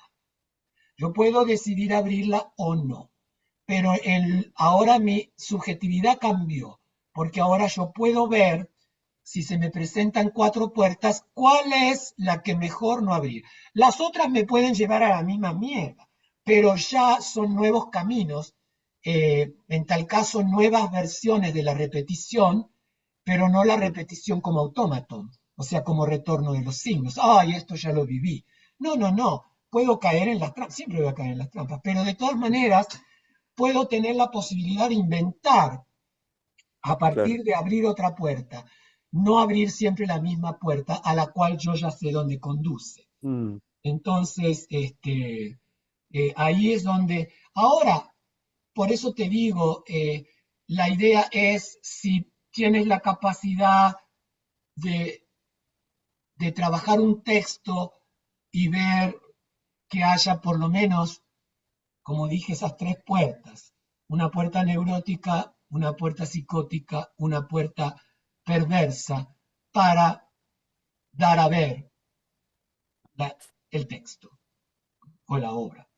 Entonces ahí yo creo que es donde ahí ya empiezas a... Ahora, ¿qué pasa? El público puede venir y no entrar en el contrato.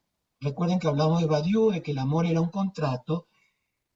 En esta relación amorosa como suplencia, que es el teatro, el público puede o no entrar en el contrato del juego que le propone la escena. ¿No? Mala leche.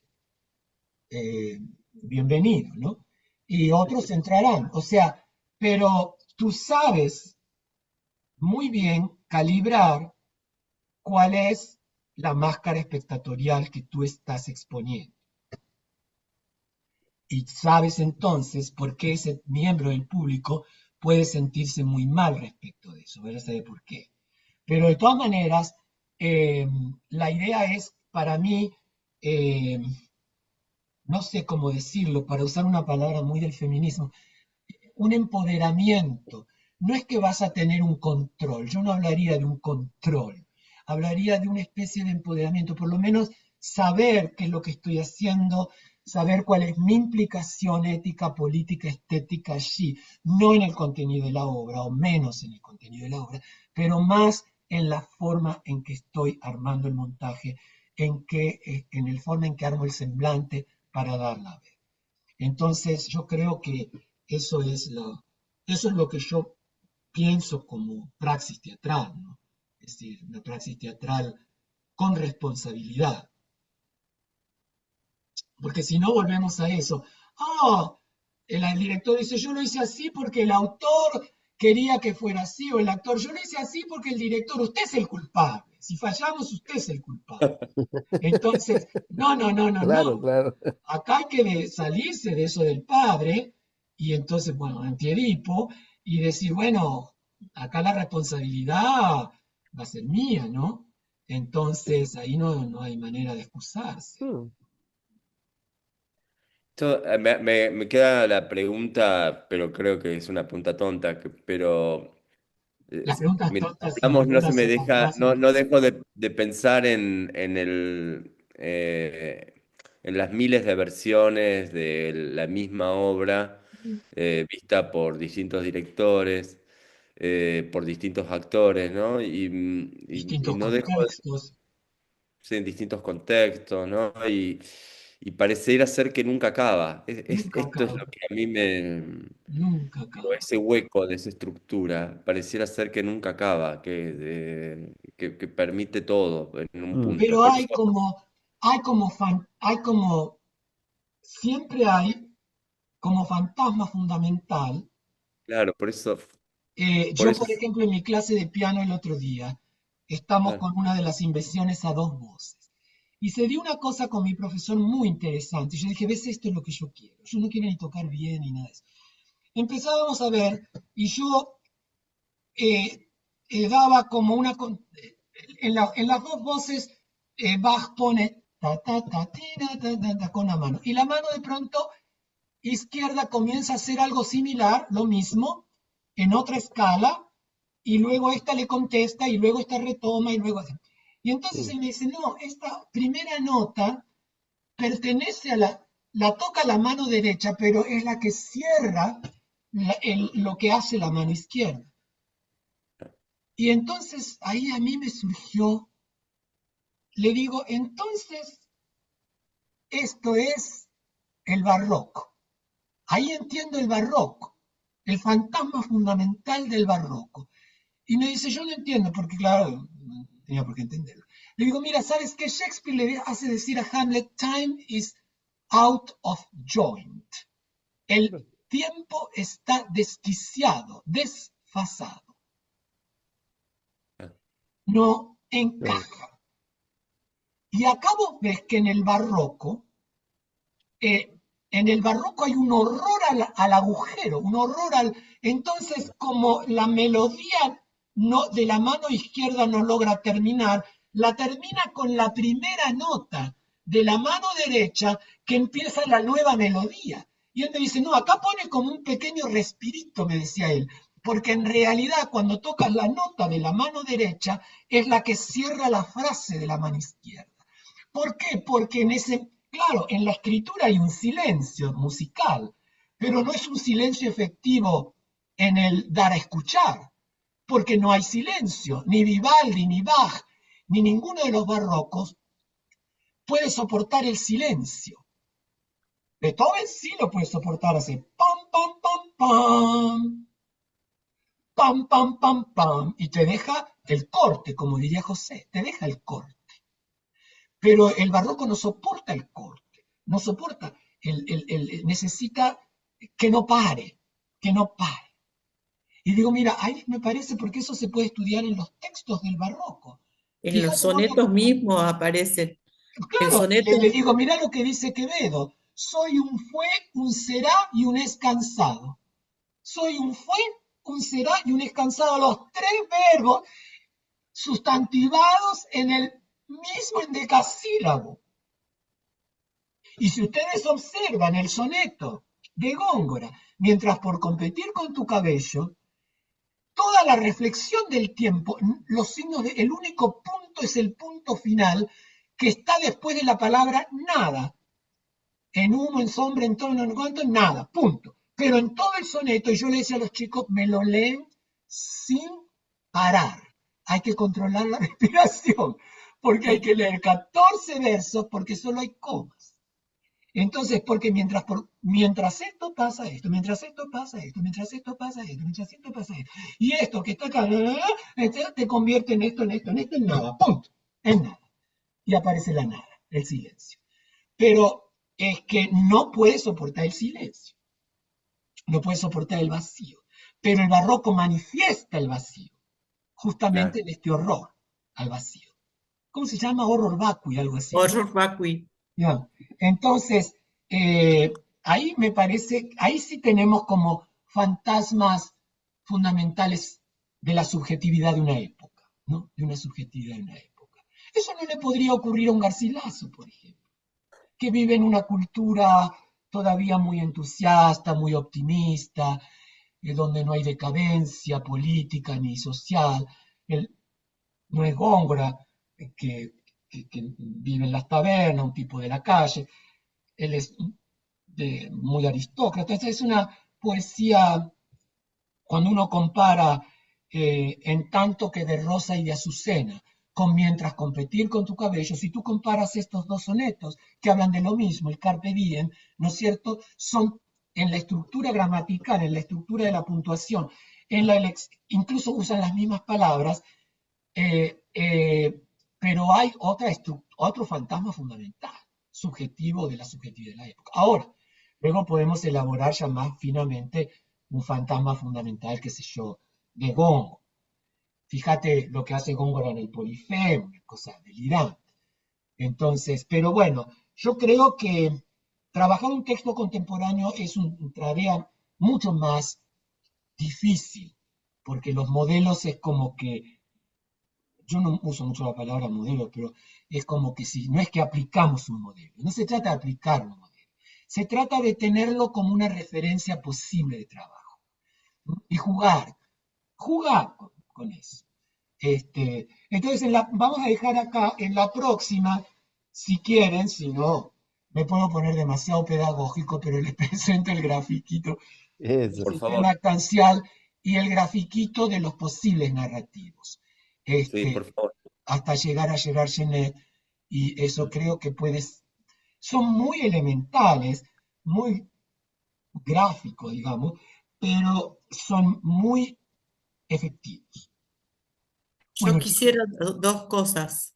a ver, Una, que veamos que si podríamos mirarlo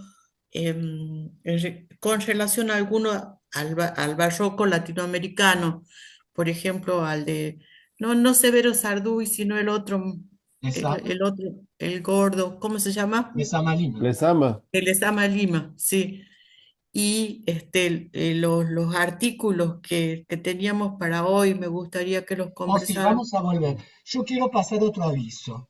Les recomiendo, y me gustaría que lo habláramos, ver la película Straw, Harta, que está en Netflix.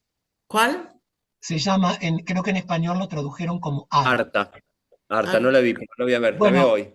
agárrense, pónganse los cinturones de seguridad porque es Bueno, bueno. impresionante. Es está Freud también, ¿vieron?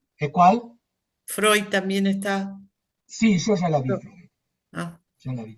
Pero miren Straw, porque a mí me gustaría hablar ahí de cómo imaginan ustedes que la protagonista, yo puedo entender que, porque todo ocurre en un día, en un mismo lugar casi, yo puedo entender que alguien llegue a los extremos más insoportables humanamente, a los calibres más altos de la emotividad donde alguien da un pasito y se desquicia. Y yo me pregunto cómo debe haber hecho esta actriz, porque en el cine esa escena, esa que es casi toda la película, dura, en el cine no se filmó toda como en el teatro, que si, bueno, el actor puede entrar en eso y manejar sus emotividades, esa continuidad, esa fluidez, porque está de corrido. Pero en el cine, quién sabe, retomó la escena 3 días después. ¿Cómo se metió en el nivel emotivo en el que había dejado la escena? Miren eso porque es algo alucinante y además yo la recomendé en Facebook porque es algo que le está pasando y le ha pasado y sigue pasando a miles de personas en este país todos los días. Y la gente no sabe eso. La gente cree que Estados Unidos es Los Ángeles, New York, Miami. Eh, Ahora, a lo que la Chela plantea, yo diría que Lesama, que es un poquito complicadito, yo terminé anoche de ver una serie que la agarré de pedo en Netflix, colombiana. Se llama Frontera Verde. Es de una lentitud, 8 episodios. Ocurre en la selva amazónica, en la frontera con Brasil, hablada en innumerables no, en varias lenguas indígenas. Eh, eh, Ahí aparece algo que la Academia Norteamericana diría, realismo mágico, o lo real maravilloso, que es otro concepto, que es el de Carpentier. No se trata de realismo mágico, se trata de otra Es una visión. manera Yo de la vi. pensar el tiempo, de pensar la vida. Ujú. Y por eso creo que la película, porque después cuando terminen de verla, en el último episodio inmediatamente sale un pequeño tráiler de 6 minutos donde cuentan los directores y los actores cómo trabajaron. Muy interesante de ver eso, ¿Cómo porque se llama, perdón? se llama Frontera Verde. Frontera Verde. Es algo Ajá. alucinante. Claro, me sacó un poco de quicio porque yo soy muy occidental. Tengo ese tiempo occidental. Es un thriller, pero es un thriller contado con un tiempo latinoamericano, con una temporalidad, un relato muy fragmentado, un relato muy difícil de seguir en la temporalidad, bueno, no les voy a dar más, pero spoilear, como dicen ahora en Argentina, pero Eh, eh, traten de aguantar, porque ahora, es tan lenta que lo que los directores hicieron fue aprovechar esa lentitud de la temporalidad de la selva, de las comunidades de la selva, este no apuro para nada, para mostrar una fotografía maravillosa. La fotografía de la película es algo alucinante, alucinante. Es un trabajo que hicieron tres y que también una de las directoras explica cómo cuando fueron con el proyecto a la selva tuvieron que cambiar un montón de cosas porque la selva les cambiaba los sets. Veían un set, volvían a los 3 días y la selva lo había cubierto. Entonces, traten de ver eso porque es una maravilla la serie. Yo, a ver, déjenme ver Sí, que quiero. Gustavo, esa serie es muy buena, igual que la película que se llama El abrazo de la serpiente. Oh, sí. Quiero Es en saber ese mismo de estilo, qué año es. así. ¿Te acuerdas de qué año es? El abrazo de la serpiente. No, Frontera Verde. Frontera de Verdad yo la vi como en el 2019, 2018, Yo la agarré de pedo 2019. porque no había nada para ver. Me acuerdo porque fue Entonces en ya los no días, estará, yo lo vi en los días antes de la pandemia. Ya. ya no Para debe volverla a estar, ver. entonces. ¿Perdón? Serpiente, 2019, sí, Sí, 2019. 2019. Se estrenó en Netflix el 16 de agosto del 2019. Yo la agarré, serpiente no sé como, por qué la agarré de pedo, y digo, a ver qué es esto. Y de pronto me capturó, ¿no? Una cosa. Y después, claro, en un momento la empecé a rechazar, ya en el episodio 6 se me hacía todo tan moroso, un tiempo tan. Los actores, alguien le hace una pregunta y el actor se toma todo su tiempo para decir no. Entonces, pero es que es algo, a mí me pareció algo fascinante, verdaderamente es Qué así. bueno. José, ¿cómo es Dime. serpiente cuánto? El abrazo de la serpiente. El El abrazo de la abrazo. serpiente. El abrazo de la serpiente, ¿de qué fecha es? Ese es de 2016.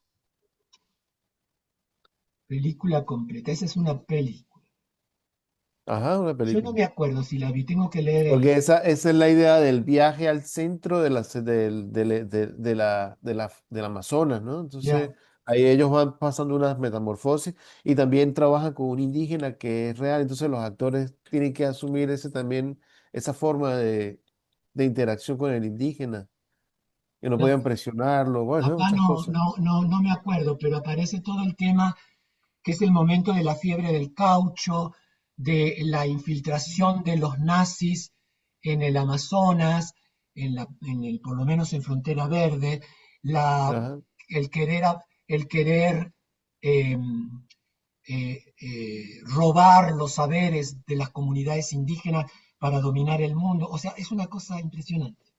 Ah, Bueno, bueno. chicos, O sea, yo Un tengo abrazo, clase ahorita a las Nos 7. Chao, vemos. chao, chao. chao. Cuídense abrazo, mucho. chao, chao. ¿Te has quedado en la oscuridad?